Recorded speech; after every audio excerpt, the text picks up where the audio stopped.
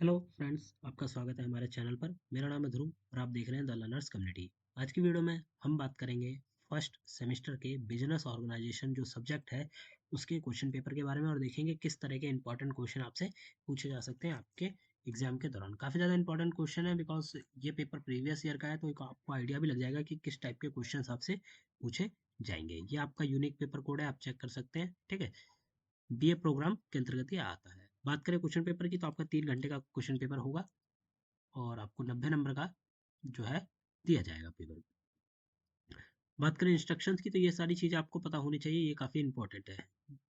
आपको जितने भी क्वेश्चन दिए जाएंगे एग्जाम में वो सारे के सारे आपको करना कंपलसरी है और प्रत्येक क्वेश्चन 18 नंबर का होगा। ठीक है, 18 नंबर के आपको टोटल 5 क्वेश्चन दिए जाएंगे।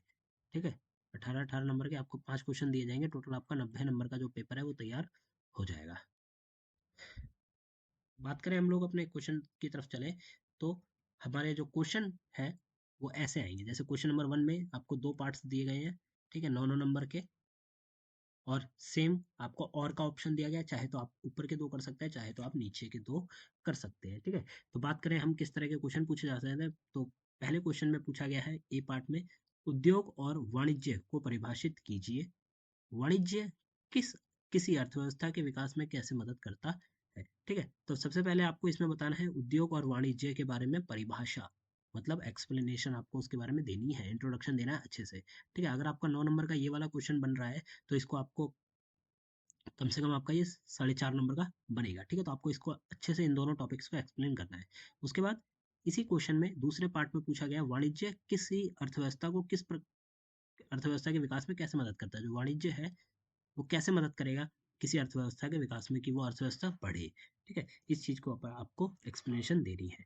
वहीं क्वेश्चन नंबर 1 के बी पार्ट में पूछा गया निवेशकों, उपभोक्ताओं और आम जनता के प्रति व्यवसाय के क्या उत्तरदायित्व है। ठीक है, व्यवसाय जो है, बिजनेस जो है, उसके क्या क्या उत्तरदायित्व है निवेशकों के प्रति, जो लोग उस व्यवसाय में निवेश करते हैं, उपभोक्ता जो कि व्यवसाय के द्वारा कोई अगर प्रोडक्ट बन रहा है तो उस प्रोडक्ट का यूज करते हैं उपभोक्ता, और आम जनता जैसे कि हम लोग और आप लोग।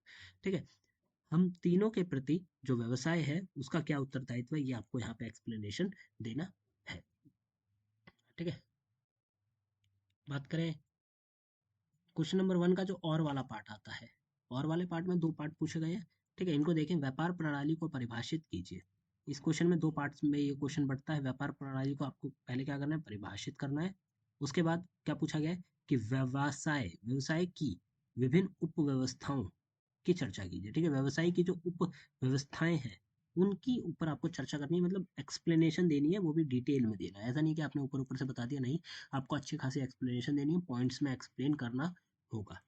बात करें बी पार्ट की, तो आप कॉरपोरेट और गैर कॉरपोरेट उद्यमों के बीच अंतर कैसे कर सकते हैं। ठीक है, जो कॉरपोरेट है और जो गैर कॉरपोरेट है, नॉन कॉरपोरेट, ठीक है, उन उद्यमों के बीच में आप क्या करेंगे, अंतर किस प्रकार से कर सकते हैं, आपको वो पॉइंट बताने होंगे कि भाई हम इस पॉइंट को लेकर हम बता सकते हैं कि ये काम, ये जो पूरा का पूरा कंपनी है ये कॉरपोरेट के अंतर्गत आती है, ये वाला जो कंपनी है ये गैर कॉरपोरेट के अंतर्गत आती है। तो ये आपको अंतर के जो पॉइंट है वो बताने हैं। फिर आपको बताना है गैर कॉरपोरेट खंडों को सापेक्ष में समझाइए। ठीक है, गैर कॉरपोरेट के जो खंड है उनको आपको डिटेल में भी बताना है।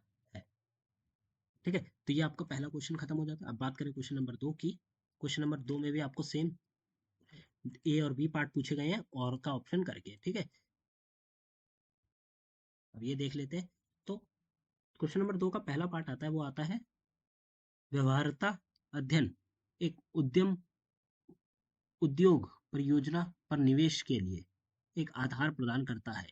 इस संदर्भ में विभिन्न पहलुओं का विश्लेषण कीजिए। ठीक है, ये जो स्टेटमेंट दी गई है, जो कि मैंने आपको पढ़ के बताया कि व्यवहार्यता अध्ययन एक उद्योग परियोजना पर निवेश के लिए एक आधार प्रदान करता है। ठीक है, बेस प्रदान करता है। तो ये जो स्टेटमेंट है इसके ऊपर आपको अपने जो विश्लेषण है, या हम कहें डिटेल वर्जन जो है इस स्टेटमेंट की, वो आपको यहाँ पे बतानी है। बी पार्ट में पूछा गया है हमारे देश में सूक्ष्म, लघु और मध्य उद्यमों को कैसे परिभाषित किया जाता है। ठीक है, हमारे देश में जो सूक्ष्म और बहुत छोटे लेवल के जो बिजनेसेस हैं, ठीक है, जो बड़े लेवल के हो गए या जो मीडियम लेवल के बिजनेसेस हो गए, उद्योग हो गए, ठीक है, उनको आप कैसे परिभाषित करेंगे, कैसे परिभाषित किया जाता है, ये बताना है।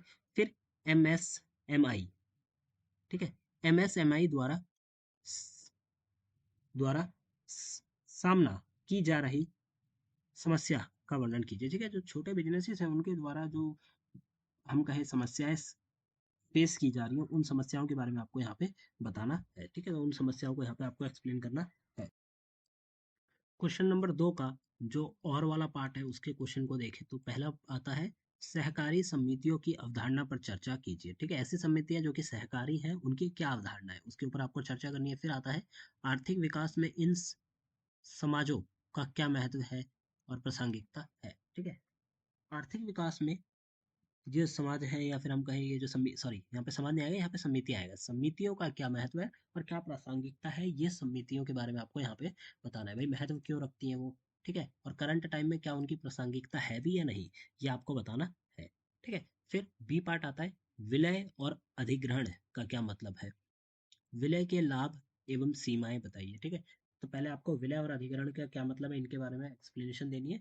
जो भी हम परिभाषा कहें ये आपको बतानी है अच्छे से। ठीक है, उसके बाद जब आप ये बता देंगे तो आपको ये बताना होगा कि विलय के लाभ और सीमाएं क्या है। ठीक है, लाभ क्या है सबसे पहले आप बताएंगे, कम से कम आपको 5 से 6 पॉइंट में लाभ बताने हैं, 5 से 6 पॉइंट में ही सीमाएं बतानी है। भले ही आपके पॉइंट छोटे छोटे हो परंतु आपको 5 से 6 पॉइंट में कवर अप करना है। ठीक है, बात करें क्वेश्चन नंबर 3 की। क्वेश्चन नंबर 3 में पूछे गए हैं, क्वेश्चन नंबर 3 के ए पार्ट में पूछा गया है मैक्रो पर्यावरण का वर्णन करें। ठीक है, मैक्रो पर्यावरण का आपको वर्णन करना है। फिर इसी क्वेश्चन के दूसरे पार्ट में पूछा गया है वृहद पर्यावरण के विभिन्न तत्वों की सापेक्ष में व्याख्या कीजिए। ठीक है, वृहद पर्यावरण में जो अलग अलग तत्व हैं, विभिन्न तत्व हैं, उन तत्वों की आपको सापेक्ष में व्याख्या करनी है, मतलब डिटेल में आपको एक्सप्लेनेशन देनी है। ठीक है, जितने भी तत्व हैं उन सब के बारे में और उन तत्वों के बारे में डिटेल आपको बतानी है। बी पार्ट में पूछा गया है भारत विविधता का देश है जो कई कारकों के कारण है। ये जो स्टेटमेंट है, ठीक है, जो भी चीज कोटेशन में या फिर हम कहें ऐसे इनमें लिखी जाती है, ठीक है, वो स्टेटमेंट के तौर पे ली जाती है। तो भारत विविधता का देश है जो कई कारकों के कारण है, इस कथन की व्याख्या कीजिए और भारत में कार्यबल विविधता पर चर्चा कीजिए। ठीक है, तो इस कथन के बारे में आपको व्याख्या करनी है। उसके बाद बताना है कि भारत में जो कार्यबल है उसकी विविधता पर चर्चा करनी है। कार्यबल मतलब कार्य करने की जो शक्ति है भारत के अंतर्गत, उसमें विविधता जो है उसके ऊपर आपको एक्सप्लेनेशन देनी है। बात करें या और वाले ऑप्शन की, तो ए में पूछा गया विचार सर्जन एक उद्यमशीलता प्रक्रिया का महत्वपूर्ण हिस्सा। ठीक है, विचार क्या है, विचार सर्जन, विचार बनाना, विचार करना क्या है, उद्यमशीलता प्रक्रिया का एक महत्वपूर्ण हिस्सा है। रचनात्मक व्यक्ति नए विचारों की खोज कैसे कर रहे हैं। ठीक है, ऐसे व्यक्ति जो कि क्रिएटिव है वो नए नए आइडियाज की खोज कैसे कर रहे हैं, इसके बारे में आपको यहाँ पे एक्सप्लेनेशन देनी है। बी पार्ट में पूछा गया है पर्यावरण विश्लेषण से आप क्या समझते हैं, एक उदाहरण की सहायता से SWOT विश्लेषण के तत्वों की व्याख्या कीजिए। ठीक है, पर्यावरण विश्लेषण से आप क्या समझते हैं पहले आपको ये बताना है। उसके बाद आपको एक उदाहरण के साथ इस चीज को और एक्सप्लेन करना है।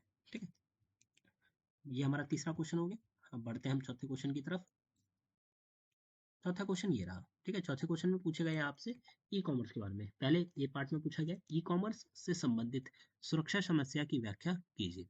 ठीक है, ई कॉमर्स से संबंधित क्या है, सुरक्षा समस्या की आपको व्याख्या करनी है पहले पार्ट में। दूसरे में आप पूछा गया है कि सुरक्षा समस्या से निपटने के उपाय का उल्लेख कीजिए। पहले आपको व्याख्या करनी है क्या होता है, डिटेल में बताना है ई कॉमर्स के बारे में, उसकी सुरक्षा संबंधित सुरक्षा समस्या के बारे में। फिर आपको उससे निपटने के तरीके भी बताने, उपाय जो होते हैं वो आपको यहाँ पे बताने हैं। कम से कम आपको 6 उपाय 7 उपाय बताने होंगे, अच्छे से एक्सप्लेन करेंगे। ठीक है, तब आपके जो मार्क्स है काफ़ी अच्छे खासे आप पाएंगे।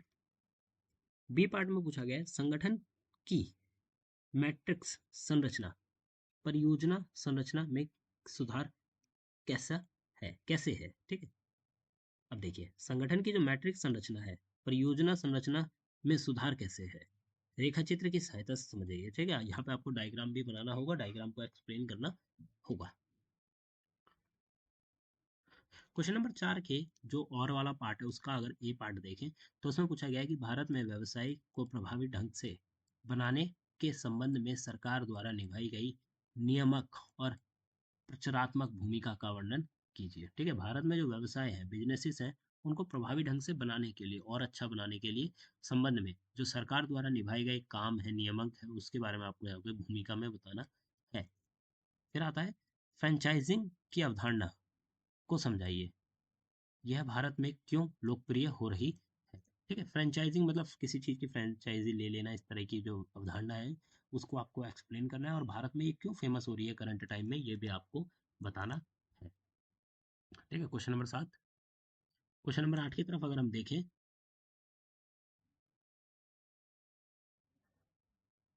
सॉरी, क्वेश्चन नंबर 4 आपका हो चुका है, क्वेश्चन नंबर 5। ठीक है, क्वेश्चन नंबर 5 में आपसे यहाँ पे शॉर्ट नोट्स पूछे गए हैं। ठीक है, शॉर्ट नोट में आपको क्या करना है, वर्णन करना है। तो ये जो टॉपिक्स हैं इसमें दिए गए हैं उनके ऊपर आपको एक बार नज़र रखनी है। ठीक है, और जो किताब में छोटे छोटे टॉपिक्स हैं उनके ऊपर आपको क्या रखनी है, नज़र रखनी है। अब देखते हैं, निम्नलिखित पर संक्षिप्त नोट लिखिए। पहले में पूछा गया वैश्वीकरण, आपको ऊपर आपको वैश्वीकरण के ऊपर कम से कम 6 से 7 लाइन में जो नोट है वो आपको लिख के बताना है, वैश्वीकरण क्या है, किस प्रकार है, किस प्रकार देश विदेश लोग के लोग जो है वैश्वीकरण के द्वारा कनेक्टेड होते हैं, ये सारी चीज़ आपको वैश्वीकरण के बारे में बता देनी है। दूसरे में पूछा गया मेक इन इंडिया जो है, इसके ऊपर आपको शॉर्ट नोट लिखना है। फिर तीसरे में पूछा गया है बहुराष्ट्रीय कंपनियों की क्या भूमिका है। ठीक है, या तो आप ऊपर के 3 कर सकते हैं, या फिर आप यहाँ पे और का जो ऑप्शन दिया गया है यहाँ का ये कर सकते हैं। ठीक है, और में पूछा गया है स्टार्टअप्स इंडिया, डिजिटलाइजीकरण और तकनीकी नवाचार, इन 3 टॉपिक्स के ऊपर या तो आप लिख सकते हैं, या तो ऊपर के 3 टॉपिक्स जो हैं उनको आप कवर कर सकते हैं। ठीक है, तो टोटल आपके जो 5 क्वेश्चन है वो कवर हो जाएंगे। ठीक है, प्रत्येक क्वेश्चन आपका 18 नंबर का, आपका 90 नंबर का पेपर अच्छे से कवर हो जाएगा। अगर आप सारे के सारे क्वेश्चन एक प्रकार से कहते हैं कि अटेंड करते हैं, तो आपके कहीं ना कहीं अच्छे नंबर आने के चांसेस जो है काफ़ी ज़्यादा बढ़ जाएंगे। तो आपको क्या करना, आंसर कहीं भी नहीं छोड़ना, जितने भी क्वेश्चन आप अटेंड कर पा रहे हैं वो सारे के सारे आप अटेम्प्ट करिए, जितना भी अच्छे से आपको लिखना आ रहा है लिखिए, एक्सप्लेन करिए, जिससे क्या होगा कि आपके जो नंबर के चांसेस हैं वो हाई रहेंगे। ठीक है, तो ये थी आपकी आज की वीडियो। वीडियो कैसी लगी आप हमें जरूर बताएं, वीडियो अच्छी लगी तो वीडियो को लाइक करें, चैनल को सब्सक्राइब करें। डिस्क्रिप्शन बॉक्स में हमारे application the learners community DUSL का आपको लिंक दिया गया है, जाइए एप्लीकेशन को डाउनलोड करिए। ये क्वेश्चन पेपर इसके साथ साथ और जितने भी सब्जेक्ट्स हैं आपके पास, सबके क्वेश्चन पेपर हमारे एप्लीकेशन पर अवेलेबल है, आपको कहीं भी सर्च आउट करने की जरूरत नहीं है। तो मिलते हैं अगली वीडियो में। Thanks for visiting on my channel guys.